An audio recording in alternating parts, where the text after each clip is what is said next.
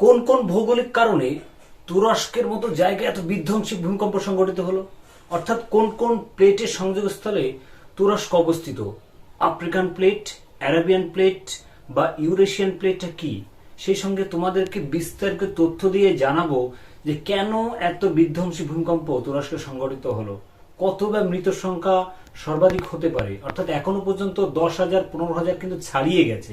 তাছাড়াও আমি তোমাদেরকে আরো কয়েকটি কারণ জানাবো যে কেন এত বিধ্বংসী ভূমিকম্প হলো তুরস্কে।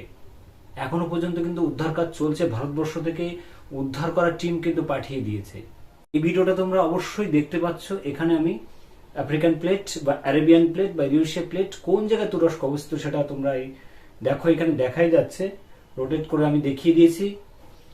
এবার চলে আসবো প্লেট টেকটনিক অনুসারে কোন কোন প্লেটের সংযোগস্থলে তুরস্ক অবস্থিত, অর্থাৎ এই যে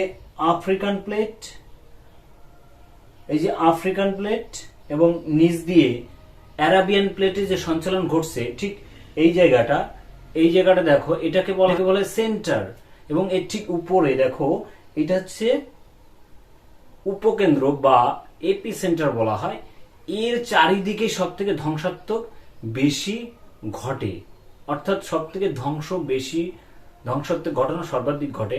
আমি পুরো ভিডিওর মাধ্যমে তোমাদেরকে দেখিয়ে দিচ্ছি, দেখো কিভাবে ভূমিকম্প সংঘটিত হয় এবং কিভাবে তার ওয়েভটা প্রবাহিত হয় এবং কিভাবে উপরের স্থলে যে সমস্ত বসতি আছে বা অন্যান্য যে সমস্ত জিনিসগুলো আছে সেভাবে কিভাবে কাঁপে।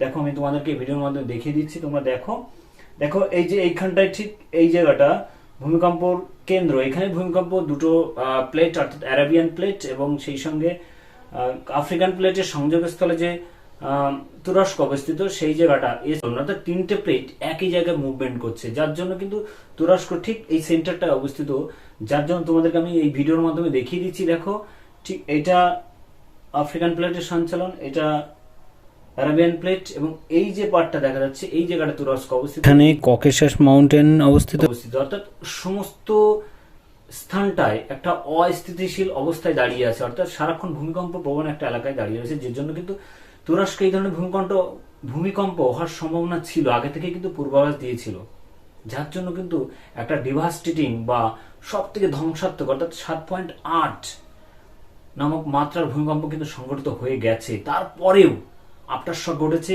এবং কি পরিমাণ ক্ষয়ক্ষতি হয়েছে, এবং আফটার শক গুলো 7.8, 7, 5, 5.9 অর্থাৎ 5 থেকে 7-এর মধ্যে কিন্তু সংঘটিত হয়েছে। কতটা ভয়ঙ্কর ছিল এই আফটার শক যে তরঙ্গগুলো প্রবাহিত হয়েছে, অর্থাৎ প্রত্যেকটা সেকেন্ডে প্রত্যেকটা মিনিটে মানুষ কিন্তু এখানে ভয়ের মধ্যে কাটিয়েছে এবং এতটাই ধ্বংসাত্মক হয়েছে যে এখনো পর্যন্ত মৃতের সংখ্যা 10,000 15,000 ছাড়িয়ে গেছে। এটা কোথায় গিয়ে ছাড়াবে তা কিন্তু এখনো পর্যন্ত বলা যাচ্ছে না। আমাদের স্বাস্থ্য ওয়ার্ল্ড হেলথ অর্গানাইজেশনের যে অধিকর্তা আছে তিনি কিন্তু জানিয়েছেন সেটা লাখ থেকে কোটি পর্যন্ত পৌঁছে দিতে পারে।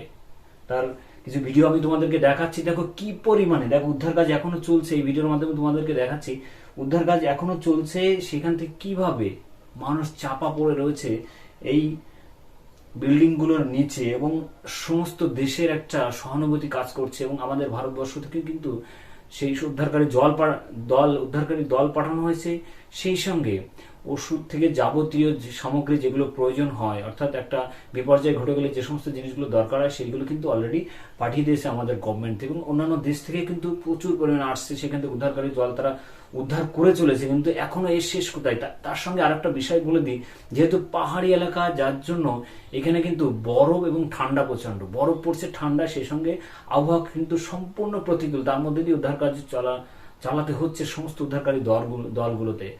কতটা ভয়ঙ্কর ভূমিকম্প সংঘটিত হয়েছে তা এই ভিডিওর মাধ্যমে তোমরা দেখতে পাচ্ছ। হুড়মুড়িয়ে বাড়িগুলো দেখো ভেঙে পড়ছে, চারিদিকে ধোঁয়া কুয়াশা, সেই সঙ্গে প্রত্যেকটা বাড়ি টালমাটাল দোল খাচ্ছে, দেখো ভেঙে চুরে ধ্বংস হয়ে গেছে তুরস্ক। তার সঙ্গে আরও একটা জিনিস দেখতে, এই মাত্র ভেঙে গেল এবং প্রত্যেকের আর্তচিৎকার, কত মানুষ এই বিল্ডিংয়ের মধ্যে চাপা পড়েছে, কত মানুষ মারা গেল, প্রাণপণে ছুটছে এদিক ওদিক, চারিদিকে ধ্বংসলীলা ঘটে গেছে।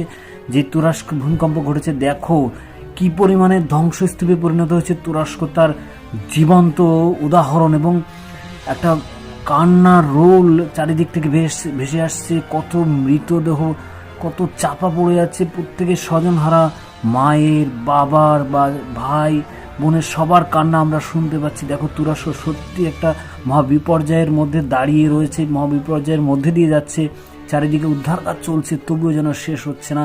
তার প্রত্যেকটা জ্বলন্ত প্রমাণ তোমরা এই ভিডিওর মাধ্যমে দেখতে পাচ্ছ। দেখো কি পরিমাণে ডিভাস্টেটিং বা ধ্বংসাত্মক ভূমিকম্প তোমরা দেখতে পাচ্ছ। দেখো প্রত্যেকে তুরস্কের জন্য কিন্তু প্রার্থনা করছে, তার মধ্যে দিয়েই উদ্ধার কাজ চলছে। দেখো চারিদিকে কান্নার রোল পড়ে গেছে, আর তো চিৎকার, ভগবানকে ডাকছেন, ঈশ্বরকে ডাকছেন শুধুমাত্র সামান্য বাঁচার জন্য।